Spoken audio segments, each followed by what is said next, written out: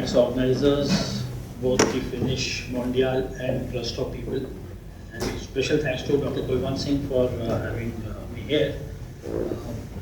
While the introduction says that we are a part of the ministry and we advise the ministry, that is, once we go through this presentation, you'll come to know about this particular organization of ours, which is called CPHO. Because when I was speaking to the director, FINISH, in the morning, it was more like we actually do not know about much about your organization, and maybe some of you would not actually know about my organization, which is called Central Public Health and Environmental Engineering Organization, which sits in the ministry.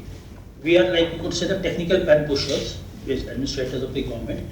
We are a small organization of just around 10 officers, masters and doctorates in this field of environmental engineering, and based on that, the ministry may feel to take our advice or may not. So that will be I would say, our situation.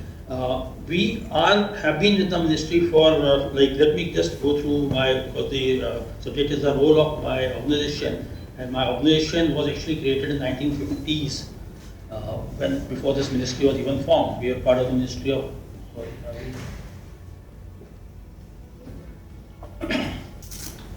So there was this document published in 1949. In fact, in case people have heard about this Environment Hygiene Committee's report, and you'll be surprised that whatever we spoke about in 2014 when the Prime Minister came and announced the Swachh Bharat Mission and other programs which we are going through presently, this document also speaks on the same language. It speaks about waste management, reuse, recycling, 24/7 water supply, all the issue of public health in 1949, and this organization was created.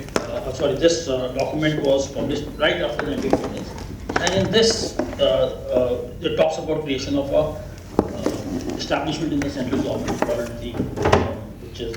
there should be a public health engineer who advises the government of India. And based on this document, in 1952, through a technical assistance from then US government, which was signed, so this program came up. And this Mr. C.H. Atkins, who was deputed from USA, he became the first of our advisors to the government of India, stayed there till around 1957.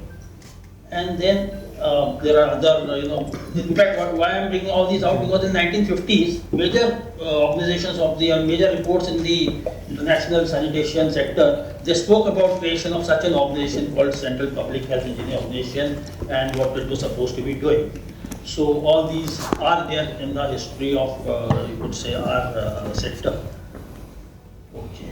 So, we got created in 1955, and the first program which the Government of India took up after independence to deal with sanitation was called the National Water Supply and Sanitation Program. It was a big program oriented towards small towns and rural areas.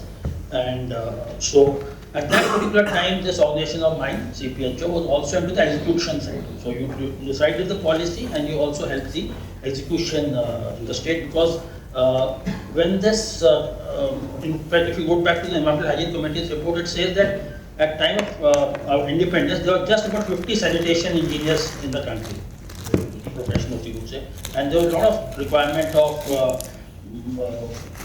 training and improving, because the general engineer was to be brought into this specialized sector, and there was a lot of requirement. So under the first 5-year plan itself, the Government of India launched this National Water Supply and Sanitation Program, as well as a training program for in-service engineers, which was to be handled by CPHO. So, okay, so this was the background. And then we also understand that as per the Constitution of India, the subject of sanitation is actually a state subject. So that is well understood. And the state has further devolved it under the 73rd and 74th Amendment to the urban and rural local bodies.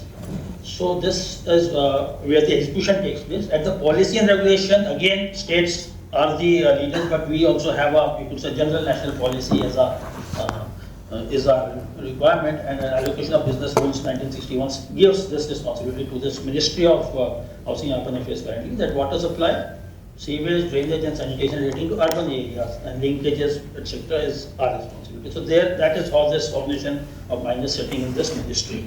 And if I was to say that in our initial formative years before the Ministry of Rural Development was created, and the Department of Drinking Water Sanitation, we were looking after both the urban and rural side of sanitation. from 1954 till 1986, and in this period we went through this national program of water supply and sanitation, as well as the accelerated rural water supply program of 1973, which till 1986 was handled by us, and then after 1986 it was divested to Ministry of Rural Development. Even the Water Prevention and Control of Pollution Act of 1974 was created by CPHO, and under this act there was a talk of having an organization called CPCB. A board was to be created. So CPHO was sliced, and half our officers went and formed the CPCB, and this is how the history speaks. And from 1986 onwards, we are on more like, because now enough infrastructure had been created in the states, so it was more like a, we could say we were advisory kind of roles. Undertook most of our CPHO publications, which are supposed to be reference manuals for sanitation engineers in the country. So we have this 4 big volumes which come up in a level of a decade.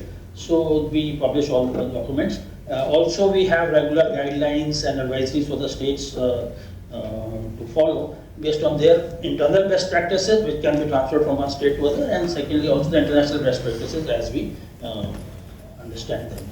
So this is how we were, and in doing this as written, we have also planned the JNNURM in 2005 and helped the execution of this major program. The National Urban Sanitation Policy came up in 2008, again was written by our organization. And since 2014, we are handling the flagship missions of this current government, Swachh Bharat Mission, Amref, but at only the policy and outline planning level. Once the policy is released, the guidelines are released, the states are funded and supported by some financial grant from the center and through as a nudge fund, and this gets used with them. So this is currently we are working on policy of reuse and recycle, that is currently happening. Niti Aayog is also involved in this. So we designed the initial policy, take it to the Niti Aayog. There's a, it gets sent to all the other ministries, other stakeholders outside the Government of India also are allowed to requested to pitch in, and then the policy gets formulated at our level. And then second recent policy which we are doing is on mechanization, so that the safety and welfare of sanitation workers is taken care of. This is again just the outline officially what are our duties and responsibilities. So as you can see, whatever I have spoken about, we have been doing for the last 40 to 50 years. So at this moment, we render technical advice and guidance to states' duty departments. So every month, presently, like we had supporting the Swachh Bharat mission, we have a interaction with the state administrators and engineers, try to guide them on the good practices. But as Dr. Kulwant has already spoken, that we have our limitations. The bandwidth is very limited, and we do look forward to organizations like FINISH and many other such organizations in the sector to also help us in improving, maybe given that the guidelines have been laid down, so whatever shortcomings are there, because we find there's a lot of lag or kind of discontinuation between what we try to propose to the states, and maybe a friend Kapoor Saab will be speaking about this after me.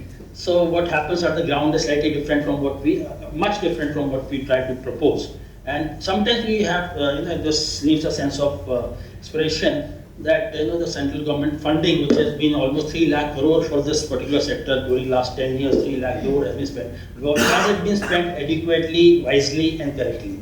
Or are we again going to, after the next census comes up with its report in maybe in 2026, we find that we are still not reached where we were supposed to be after spending so much of money. So these are the kind of inputs which we will be seeking from your side.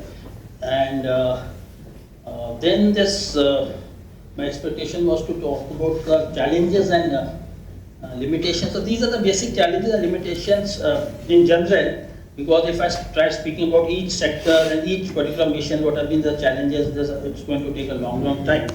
But we will look forward to having further interactions with you, and maybe your guidance from the ground level up, and because now you are also an international organization, maybe your experiences from abroad, if you can help us to improve the system, we will be glad for that. With this, I'd like to finish my initial thing. In case anybody wants to have any specific query, most welcome. Thank you.